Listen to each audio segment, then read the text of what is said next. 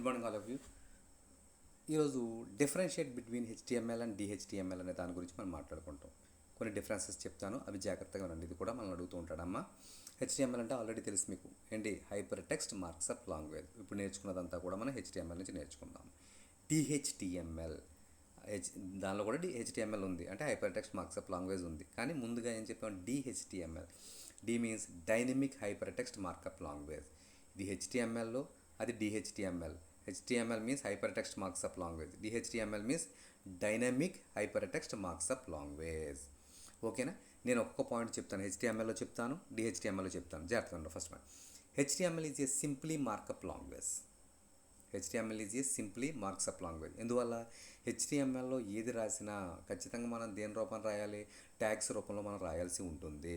ఏ చిన్న ప్రోగ్రామ్ రాసినా, ఏ చిన్న పని చేసినా ఖచ్చితంగా దేంతో బిగిన్ చేయాలి, ట్యాగ్ రూపంలో రాయాలి. అందువల్ల HTML is simply a markup language. HTML రాసే ప్రతి ప్రోగ్రామ్ ఒక లాంగ్వేజ్ అని చెప్తున్నారు. దేనికి? Designing of a web page. ఒక వెబ్ పేజ్ను డిజైన్ చేయాలి అంటే కనుక ఖచ్చితంగా మనం హెచ్టిఎంఎల్ వాడుతున్నప్పుడు ప్రతిదాన్ని కూడా ఒక చిన్న ప్రోగ్రామ్ రాయాల్సి ఉంటుంది. ఆ ప్రతి ప్రోగ్రాంలో కూడా మనం ఉపయోగించేవి ఏంటంటే ట్యాగ్స్ ఉపయోగిస్తుంటాం.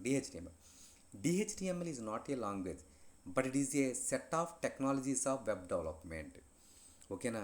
హెచ్టిఎంఎల్ అనేది ఒక లాంగ్వేజ్ అని చెప్పాడు. DHTML is not a language, but it is a set of technologies of web development.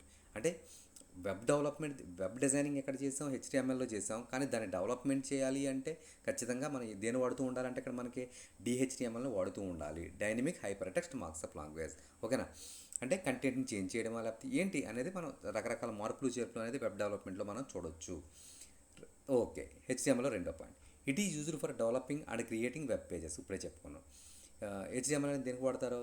Is used for developing and creating web పేజెస్ని డెవలప్ చేయడము, తర్వాత క్రియేట్ చేయడము అన్నీ కూడా దీనిలో చేయొచ్చట, హెచ్టిఎంఎల్లో చేయొచ్చు. మరి ఇదేం చేస్తుంది డిహెచ్టిఎంఎల్లో?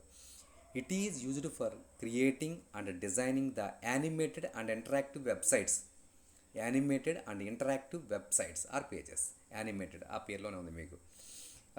చాలా కలర్ఫుల్గా, ఇంకా వెబ్ పేజ్ని ఇంకా కలర్ఫుల్గా, డైనమికల్గా మార్పులు చేర్పులు చేయాలి అంటే కనుక ఖచ్చితంగా దేన్ని వాడాలి అంటే అక్కడ మనకి డిహెచ్టిఎంఎల్ని వాడి తీరాలి అని చెప్తున్నాడు. ఒకటేం చెప్పాడు, క్రియేటింగ్ వెబ్ పేజెస్ అని చెప్పాడు. దీనిలోకి ఏం చెప్తున్నాడు, క్రియేటింగు డిజైనింగు చేస్తుంతో పాటుగా ఇది ఏం చెప్పాడు, యానిమేటెడ్ మీన్స్ మల్టీమీడియా అనగానే అర్థమైపోతుంది మీకు. అట్రాక్టివ్ మార్పులు, చేంజెస్, మోడిఫికేషన్స్ అనేవి జరుగుతూ ఉంటాయి అట్రాక్టివ్గా. ఓకేనా? Third, HTML. The markup language creates static web page. The concept creates dynamic web page. చూడండి, స్టాటిక్ డైనమిక్ అంటే హెచ్టిఎంఎల్ స్టాటిక్ అన్నాడు, డిహెచ్టిఎంఎల్ ఏమన్నారు, డైనమిక్ అంటారు. చూడండి, కొన్ని స్టాటిక్ ఇన్ఫర్మేషన్ అంటే ఎప్పుడు కూడా చేంజ్ అవ్వనిది. డైనమిక్ ఇన్ఫర్మేషన్ తరచూ కాలాన్ని బట్టి చేంజ్ అవుతూ ఉంటుంది. అలాంటివి ఏమిటి అనేటప్పటికి చెప్పండి.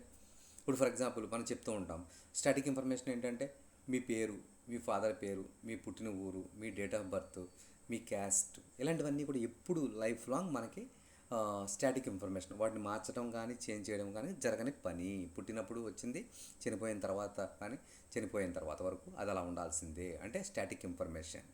డైనమిక్ ఇన్ఫర్మేషన్, మీరు ఈరోజు ఒక ఎంప్లాయీగా, గవర్నమెంట్ ఎంప్లాయీగా, ఏ సూపర్వైజర్గానో జాయిన్ అయ్యారు, తర్వాత మేనేజర్ అవ్వచ్చు, అసిస్టెంట్ మేనేజర్ అవ్వచ్చు, తర్వాత ఇంకా పై పొజిషన్కి వెళ్ళి చైర్మన్ పొజిషన్కి వెళ్ళవచ్చు. ఇలా 1 by 1 అంచెలంచెలుగా డిజిగ్నేషన్ ఏమవుతూ ఉంటుంది, చేంజ్ అవుతూ ఉంటుంది డిజిగ్నేషన్. మీ శాలరీ కూడా ఏమవుతూ ఉంటుంది, ఉన్నప్పటి నుంచి అంచెలంచెలుగా మనకి పెరుగుతూ ఉంటుంది.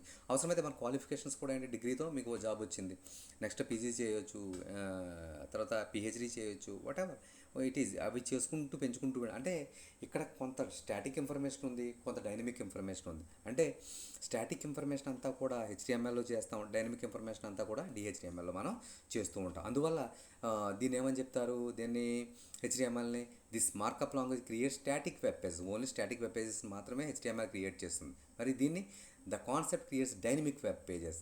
ఏం చేయొచ్చు అంట, డైనమిక్ వెబ్ పేజెస్ని కూడా మనం డెవలప్ చేయొచ్చు దేనిలో, డిహెచ్టిఎంఎల్. అందువల్లే ఏమని చెప్పాడు అక్కడ, dynamic hyper text markup language కింద మనం చెప్తాడు. ఓకేనా? తర్వాత HTML, it does not contain any server side scripting language.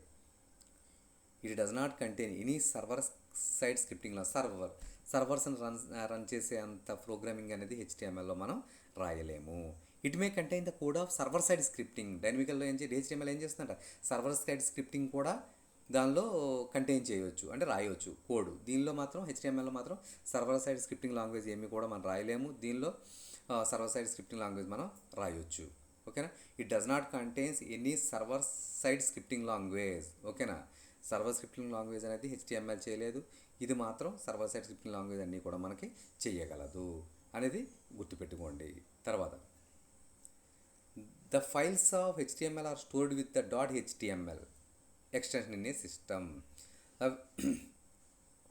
సిస్టంలో మనకి ప్రోగ్రామ్ చేస్తున్నాం, ప్రోగ్రామ్ చేసినప్పుడు HTML ప్రోగ్రామ్ అయిన తర్వాత మీకు చెప్తూ ఉంటాను, సేవ్ చేసేటప్పుడు .html లేదంటే ఆర్డినరీ ఫైల్ అయిపోతుంది.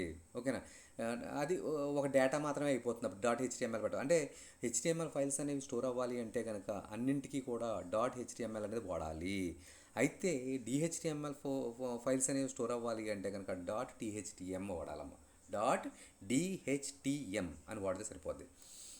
HTML అని రాయక్కర్లేదు, HTM dynamic hyper text marks అనేది రాస్తే సరిపోతుంది. దేనిలోనూ DHTML. ఓకేనా. HTMLలో ఫైల్స్ అన్నీ కూడా .htmlతో స్టోర్ అవుతాయి. దీనిలో ఉన్న ఫైల్స్ అన్నీ కూడా .dhtm ఆర్ DHTML అని కూడా రాసుకోవచ్చు. ఓకేనా.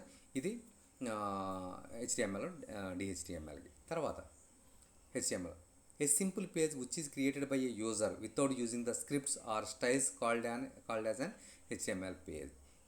A page which is created by a user using the HTML, CSS, DOM and JavaScript technologies called a DHTML page. అంటే a simple page which is created by a user without using the scripting languages. ఈ HTML programme రాయాలంటే బేవత్సమైన కాన్సెప్ట్లు ఏమీ కూడా మనం పెద్దగా నేర్చుకోవాల్సిన అవసరం లేదు. ట్యాగ్స్ మనం పూర్తిగా రాసుంటే కనుక దానికి సంబంధించిన కోడ్ అంతా కూడా మనం రాయొచ్చు. అదే DHTMLలో మనం ఏదైనా చేయాలి అంటే కనుక ఖచ్చితంగా దానికి HTML, CSS అనే కాన్సెప్ట్, నెక్స్ట్ లాస్ట్ యూనిట్లో మనకి DOM అని వస్తుంది. ఈ జావాస్క్రిప్ట్ టెక్నాలజీస్ అన్నీ ఉపయోగించి మనం ప్రోగ్రామ్ కోడ్ అనేది రాయాల్సి ఉంటుంది. అంటే ఒక సింపుల్ పేజ్ని క్రియేట్ చేయడానికి యూజర్ అనే స్క్రిప్టింగ్ సైడ్ లాంగ్వేజ్ అంతా కూడా అవసరం లేదు HTMLలో. కానీ దీనిలోకి వచ్చేటప్పటికి స్క్రిప్టింగ్ సైడ్ సర్వర్ లాంగ్వేజ్ అన్నీ కూడా మనకి తెలిసి ఉంటేనే ప్రోగ్రామ్ అనేది రాయగలము. ఓకేనా. తర్వాత next point, this markup language does not need database connectivity.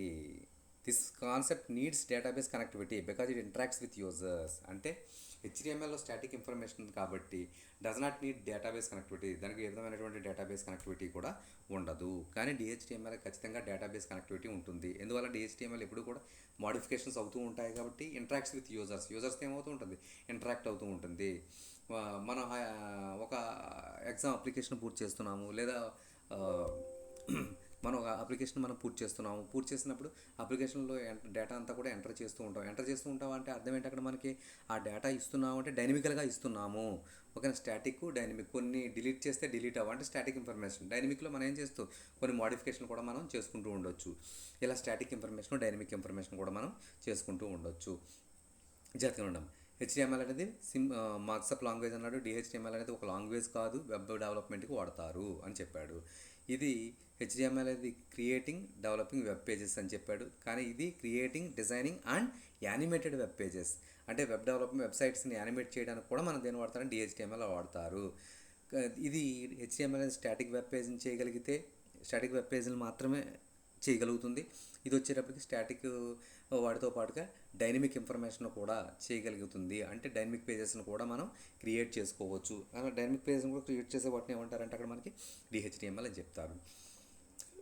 తర్వాత వచ్చేసరికి it does not contain any server scripting code అంతా కూడా దీనికి సంబంధం లేనిది HTMLకి. కానీ ఇది it may contain the code of server side scripting.